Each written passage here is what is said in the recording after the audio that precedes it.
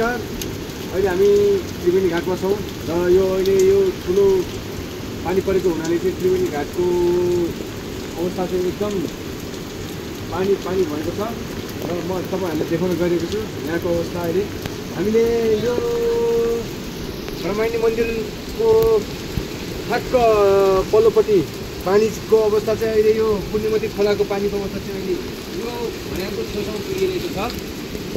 सायद अझ यो पानी चाहिँ धेरै ठुलो बन्न सक्छ होइन। त्यसले गर्दा चाहिँ हामी आफै सतर्क पनि हुनुपर्छ र सम्बन्धित निकायलाई चाहिँ म के कुरामा ध्यान आकर्षण गर्न चाहन्छु भनेर भन्दाखेरि चाहिँ तपाईँहरूलाई चाहिँ धेरै धेरै धन्यवाद होइन। तपाईँले यो रोसी खोलाको अगाडि यो त्रिवेणी घाटको माथि बनाउनु भएको यो वालले चाहिँ धेरै ठुलो काम गरेको छ। मेरो विचारमा के लाग्छ भने म तपाईँलाई लाइभ पनि देखाउन गइरहेको छु।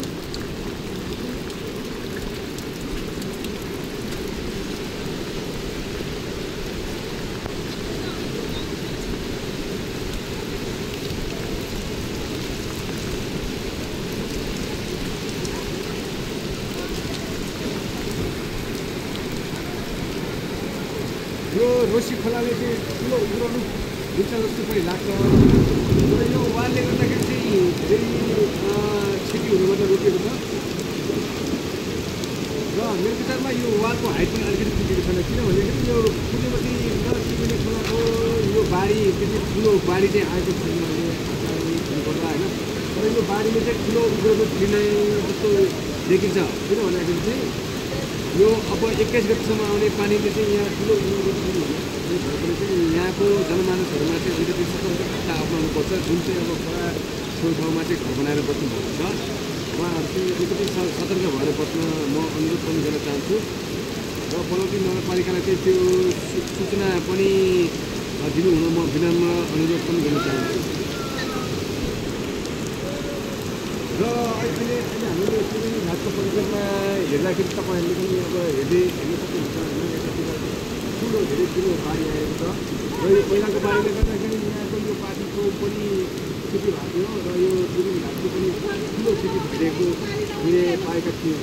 र कुनै संरचनाहरू पूर्ण रूपमा पुनर्निर्माण गरिएको छ भने चाहिँ अब कुनै बाँकी छ चाहिँ, तर त्यो बाँकी रहेको संरचनाहरू चाँडोभन्दा चाँडो बनाएर अब यो फेरि यस्तो खालको दुर्घटना नहुनबाट हामी आफै बच्नुपर्ने अवस्था देखेको कारणले गर्दाखेरि चाहिँ हामी आफै सतर्क भएर बस्नुपर्छ।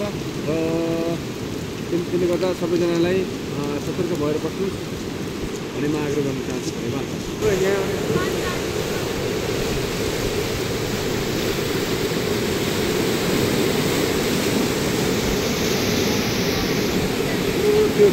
त्यो हुतार पनि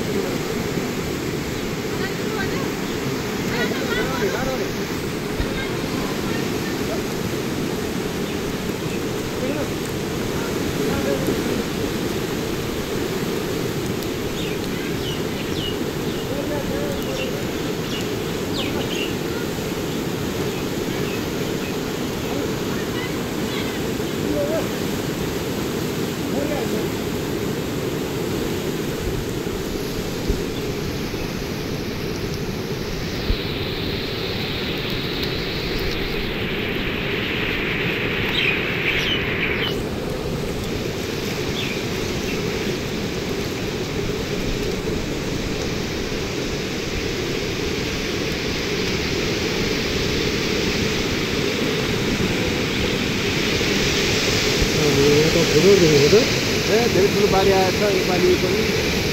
अब यो 21 गतेसम्म आयो भने त अहिले त ठुलो